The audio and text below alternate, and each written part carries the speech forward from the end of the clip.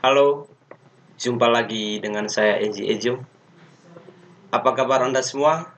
Semoga selalu dalam lindungan Tuhan dan selalu semangat dalam menjalankan setiap aktivitas di tengah pandemi ini. Video kali ini sebagai ujian akhir semester dari mata kuliah Teknik Lalu Lintas.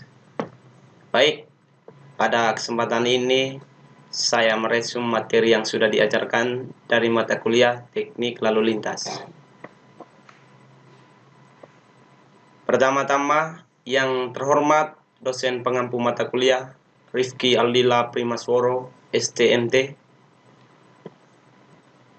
Saya atas nama Christophorus Venansi Marsi Ejo, jurusan Teknik Sipil, Fakultas Teknik dari Universitas Tribuana Tunggadewi Malang. Oke, kita langsung ke pembahasan. Yang pertama, kinerja lalu lintas. Kriteria kinerja lalu lintas dapat ditentukan berdasarkan nilai derajat kejenuhan atau kecepatan tempuh pada suatu kondisi jalan tertentu yang terkait dengan geometrik, arus lalu lintas, dan lingkungan jalan untuk kondisi existing maupun untuk kondisi desain. Semakin rendah nilai derajat kejenuhan atau semakin tinggi kecepatan tempuh menunjukkan semakin baik kinerja lalu lintas. Untuk memenuhi kinerja lalu lintas yang diharapkan, diperlukan beberapa alternatif perbaikan atau perubahan jalan terutama geometrik. Kita lanjut, kondisi dasar untuk menentukan kinerja jalan. Teman-teman semua bisa perhatikan pada tabel. Uraian, spesifikasi penyediaan pasaran jalan. Yang pertama, lebar jalur lalu lintas, lebar bahu efektif di kedua sisi, jarak terdekat kerap ke penghalang, median, pemisahan arah, kelas hambatan samping, ukuran kota, tipe alinemen jalan, komposisi, KR, KB, SM, faktor K. Tabel ini saya ambil dari PKJI 2014.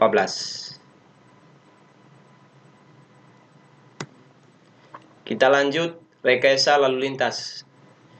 Istilah rekayasa lalu lintas yang banyak digunakan di Indonesia adalah salah satu cabang dari teknik sipil yang menggunakan pendekatan rekayasa untuk mengalirkan lalu lintas orang dan barang secara aman dan efisien dengan merencanakan, membangun, dan mengoperasikan geometrik jalan dan dilengkapi dengan rambu lalu lintas, marka jalan, serta alat pemberi isyarat lalu lintas.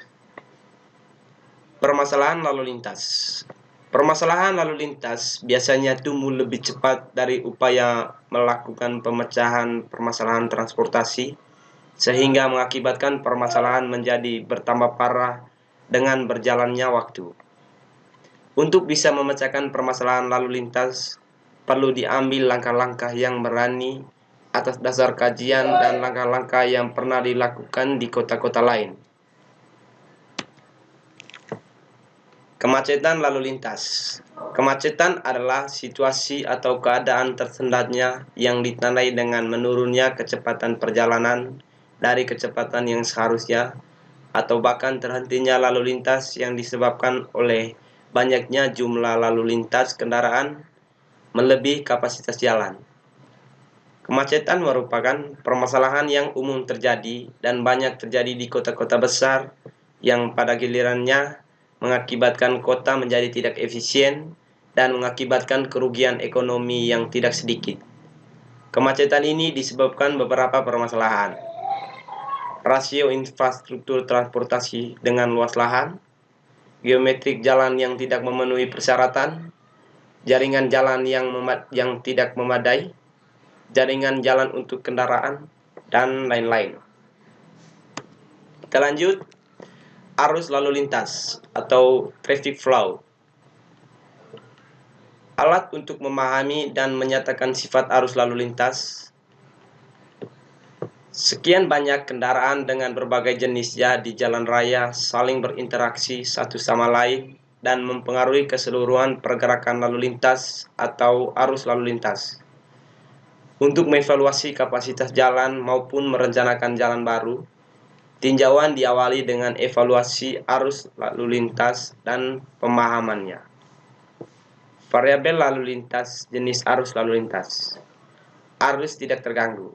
Arus yang ditentukan oleh interaksi kendaraan-kendaraan dan interaksi kendaraan jalan.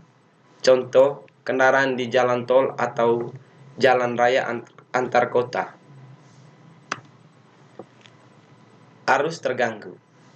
Arus yang ditentukan atau diatur oleh alat atau cara dari luar, misalnya lampu atau marka lalu lintas. Interaksi kendaraan-kendaraan dan interaksi kendaraan jalan mempunyai peranan kedua dalam menentukan arus lalu lintas. Pemahaman atas keadaan arus yang terjadi pada suatu keadaan akan menentukan jenis perlakuan, metode analisis dan deskripsi lalu lintas. Kita lanjut. Kapasitas jalan rumusnya C sama dengan CO kali FCW kali FCSP kali FCSF.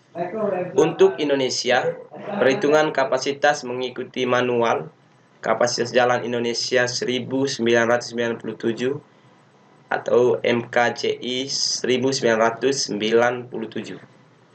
Kapasitas jalan antar kota C sama dengan CO kali FCW kali FCSP kali FCSF, di mana C sama dengan kapasitas, CO sama dengan kapasitas dasar, SCW sama dengan faktor penyesuaian lebar jalan, FCSP faktor penyesuaian pembagian arah, FCSF faktor penyesuaian gangguan samping. Kapasitas jalan perkotaan C sama dengan CO kali FCW kali FCSP kali FCSF kali FSCS, di mana FCCS sama dengan faktor penyesuaian ukuran kota. Oke, kita lanjut. MKCI, latar belakang. Meningkatnya kemacetan jalan dalam dan luar kota karena bertambahnya volume kendaraan. Terbatasnya sumber daya untuk pembangunan jalan raya. Belum optimalnya pengoperasian fasilitas lalu lintas. Diperlukan sebuah metode efektif untuk perencanaan dengan mempertimbangkan biaya langsung maupun keselamatan dan dampak lingkungan. Lingkungan studi. Teman-teman bisa perhatikan pada tabel jenis fasilitas lalu lintas, penampilan atau perilaku lalu lintas yang tercakup dalam manual. Format perhitungan. Yang pertama, lingkup dan tujuan. Karakteristik dari fasilitas lalu lintas yang dipelajari, istilah dan definisi khusus, panduan rekayasa lalu lintas, metodologi umum perhitungan, prosedur analisis operasional dan perencanaan atau desain, prosedur perancangan atau planning, contoh perhitungan atau persoalan dengan berbagai macam penggunaan, kepustakaan khusus, formulir perhitungan. Kita lanjut, analisis lalu lintas dalam andalan. Analisis lalu lintas eksternal, yaitu melihat sejauh mana dampak tambahan lalu lintas akibat pengembangan lahan baru terhadap sistem jaringan yang ada, yang melibatkan dua komponen. Lalu lintas berorientasi ke lokasi, yaitu lalu lintas di mana memiliki asal atau tujuan ke lokasi yang direncanakan. Lalu lintas tidak berorientasi ke lokasi, yaitu lalu lintas yang tidak memiliki asal atau tujuan ke lokasi, tetapi melalui jalan di muka atau di sekitar lokasi yang direncanakan. Analisis titik-titik akses, yang melibatkan sejauh mana titik-titik akses dipilih sehingga memberikan dampak negatif terkecil terhadap lalu lintas eksternal. Analisis lalu lintas eksternal meliputi analisis sirkulasi jalan internal dan kebutuhan tempat parkir kendaraan. Kita lanjut metode survei lalu lintas. Yang pertama, arus dan kapasitas ruas dan simpang bersinyal, arus jenuh di simpang bersinyal, kecepatan setempat, kecepatan perjalanan atau gerak, durasi parkir. Kecepatan perjalanan VP sama dengan 3600 dikali L per WP.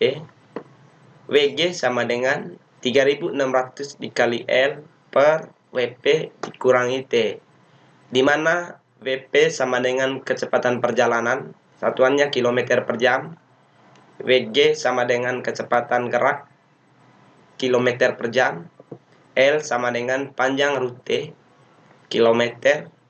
WP sama dengan lama perjalanan, satuannya adalah detik. T yaitu tundaan. Penanganan kecelakaan lalu lintas jalanan. Yang pertama, tahapan sebelum kejadian. Yang kedua, tahapan pada waktu kejadian. Dan yang ketiga, tahapan sesudah kejadian. Komponen keselamatan lalu lintas: sistem informasi kecelakaan, pendidikan, perekayasaan, penanganan korban, dan kegiatan pendukung. Permasalahan keselamatan lalu lintas. Yang pertama, bidang prasarana dan lalu lintas jalan. Yang kedua, bidang sarana. Yang ketiga, bidang sumber daya manusia dan bidang kelembagaan. Baik teman-teman, dari materi yang sudah saya jelaskan, di sini saya mengambil salah satu contoh dari mata kuliah teknik lalu lintas. Contohnya, teman-teman bisa perhatikan, tentukan nilai VCR dan kecepatan pada ruas jalan Gajayana dengan hambatan samping tergolong tinggi untuk kawasan perniagaan yang memiliki penampang melintang jalan sebagai berikut. Gambarnya teman-teman bisa perhatikan. Kita lanjut ke pembahasan atau penyelesaian dari soal di atas.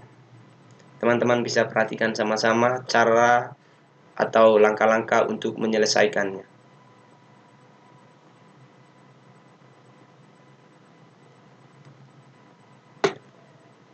Baik, itu saja materi yang saya bisa jelaskan pada hari ini. Sebelum saya mengakhiri video ini, saya mohon maaf kepada Bapak dosen juga teman-teman semua bila ada kata-kata yang kurang berkenan. Saya Christoforus Venansi Marsiejo mengucapkan terima kasih.